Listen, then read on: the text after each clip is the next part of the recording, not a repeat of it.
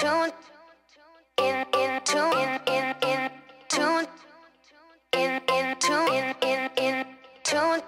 Hey guys, so today we're going to be doing how to cornrow braid your hair. This is something that I don't really do a lot with my hair. Number one, just because I think that twisting is a lot more gentle. I tend to lose less hair when I twist, less hair gets caught, and I get less frustrated, and it doesn't take as long. But with that being said, there's a couple of styles that I want to try out, and so I figured it was about time that I finally just sucked it up and teach myself how to properly cornrow. I could always cornrow on my daughter's hair for some reason, but just doing it on myself was always such a struggle. Just take my word for it if you're somebody who also struggles with cornrowing. Continue trying, practice makes perfect, and you will get it. It just takes a little bit of muscle memory with your fingers, but once your fingers get it, it's just like, it just keeps going. So yay, I feel so accomplished. We're gonna be doing these really cute cornrow braids on our natural hair. I just did two. This one's like a little weird. Something's going on here. I think that this braid has more hair than this one because this one's acting a little weird, but it's all good. But anyway, I hope that you guys enjoy this video. I hope that it helps, and I'll see you after. Bye. Okay, so before we get to the hair, I really want to break down this cornrow method. I know it can be a bit overwhelming trying to learn while looking at a bunch of hair, so I'm going to first show you how to do this using yarn. And I've color-coded it so you can clearly see each section. So you're going to start with 3 small sections of hair, a left, a middle, and a right section. Now you can start with either the left or right section first, whatever feels good to you. I'm starting with my right section. I'm going to grab it with my finger and pull it underneath the middle section. You always pull your sections underneath each other, not over. Okay, now I'm going to grab the opposite side, the left section, and I'm going to use my finger to pull that underneath the middle section. Now just repeat the process. Grab the right side with your finger and pull it underneath the middle. Then grab the left side with your finger and pull it underneath the middle. And that is your basic cornrow rotation. Just keep pulling one side at a time underneath your middle section. So keep going. Right, underneath, left, underneath, right, underneath, left, underneath. Okay, so now we have the pattern down. An important part of cornrowing your hair is adding hair into the braid as you move down. So we're going to braid the yarn again, but this time we're going to add that gray yarn in the back so you can see how that looks. So starting with our 3 sections, I use my finger to grab the right section and bring it underneath the middle, grab the left section and bring it underneath the middle, and again. Now we start adding the hair. I use my finger to grab the right section and a bit of that hair behind it, and then pull it all underneath the middle. Again, use my finger to grab the left section and some hair behind it, and pull it underneath the middle. Now repeat. Grab the right section and more hair behind, pull that underneath the middle, grab the left section and more hair behind, and pull that underneath the middle. So you're always going to be doing this clawing motion with your 2 pointer fingers, back and forth, grabbing hair from each side to pull underneath your middle section. So one more time, just showing you that clawing motion in real time. This is how it should look and feel as you're braiding underneath and adding in hair. Just imagine my fingers grabbing in hair from the sides. And don't worry too much about how you hold the hair while braiding. Just focus on bringing one side at a time underneath that middle section, and eventually you'll start holding your hair more naturally as your muscle memory strengthens. Okay, so you guys ready? We're gonna do this on hair now. So split your hair into 2 sections, and I already have the first braid done, so now I'm gonna get my next side ready to braid. And I'm braiding today on stretched dry hair. You can do this on wet or dry hair, but it's easiest for me to show you and easiest for you guys to see what I'm doing if my hair is stretched and dry. Either way, just make sure you're doing this on completely detangled hair. Alright, so I'm going to be slicking my hair back with gel, but first, I'm grabbing a bit of my Jamaican black castor oil to act as a barrier between my hair and the gel that can get drying. And it's also great for your edges. So applying that to my hair near my part, and gently working it into my edges.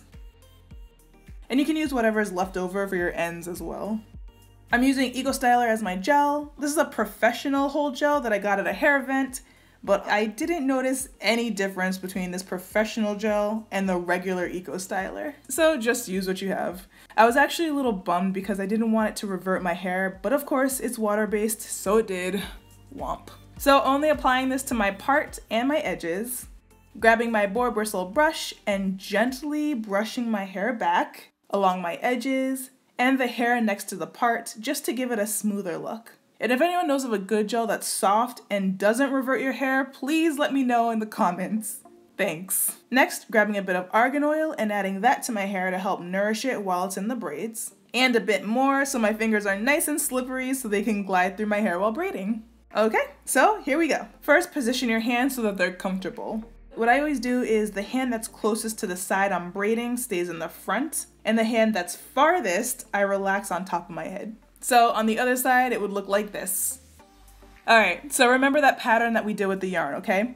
Grabbing our 3 sections, a left, middle, and right, grab the hair close to the root for a tighter braid. And remember, we always go underneath the middle. So grab the left section and pull it underneath the middle. Grab the right section, pull it underneath the middle, and after one pass, I begin adding hair into the braid. So bringing my finger underneath the middle again, grabbing the left section, and a bit more hair from below. And you just want to make sure you're not pulling your hair out. So I always make sure it's a nice and clean section. So take your time with this. And then bring it underneath to the middle. Now again to the opposite side. Grab the side section, grab some hair from the base, and then bring it underneath to the middle. Now just keep alternating sides, grabbing hair from the base, and pulling it underneath to the middle. And this can definitely be a slow process, especially when you're just learning, but just stay focused. It's really separating the hair into clean sections as you pull it through that takes up most of your time, which is why it's so important to make sure that your hair is detangled prior to braiding. And if you look closely, you can see that clawing motion with the fingers, and the braid is starting to form. Now when you get to the back of your head, you may start to feel your edges being pulled a little tight. I really don't like that feeling, so I'll usually stop here for a second and pull up at the braid, tugging it forward a bit to loosen the hair and relieve my edges. We want to give our edges a little space to breathe so we don't lose them.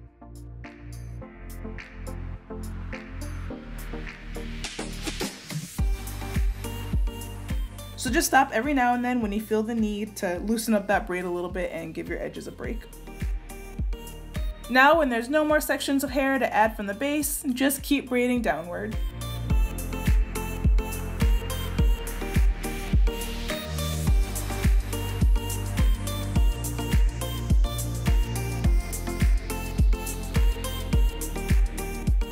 And you can also switch the braid over to the front to give your arms a little rest. Now this is the easy part, just keep braiding down like normal.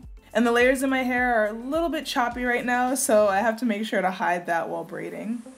But give it a little twirl at the end, and you're done. Now, like I mentioned, I have a lot of uneven layers, so the braid isn't perfect, but that's it. Your beautiful cornrow braid.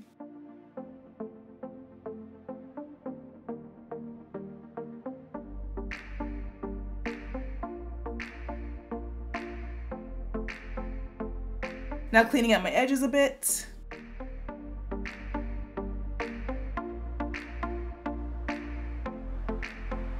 And I have this wonky one here.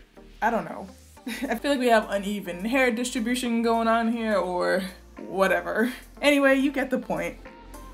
If you've ever struggled with cornrowing, give it another try. I promise that if you stick with it and keep trying, you will teach yourself how to do this. If I can do it, so can you. Alright guys, I hope you enjoyed the video. I hope that it helps, and I'll see you in the next one. Bye.